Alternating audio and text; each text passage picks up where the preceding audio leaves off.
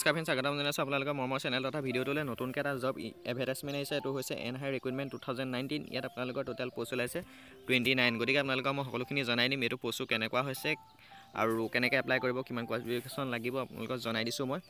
এনহাই অৰ্থাৎ হৈছে আপোনালোকৰ national highway authority of India. ইয়াত আপোনালোকৰ লাষ্ট ডেট দিছে 28 ফেব্ৰুৱাৰী, অৰ্থাৎ ফেব্ৰুৱাৰী মাহৰ 28 তাৰিখটো আপোনালোকৰ লাষ্ট ডেট দিছে আৰু আপোনালোকে এপ্লাই কৰিব লাগিব, অনলাইন যোগেদি এপ্লাই কৰিব লাগিব। ইয়াৰ নেম অফ দ্য পোষ্টটোৰ নাম হৈছে ডেপুটি মেনেজাৰ টেকনিকেল।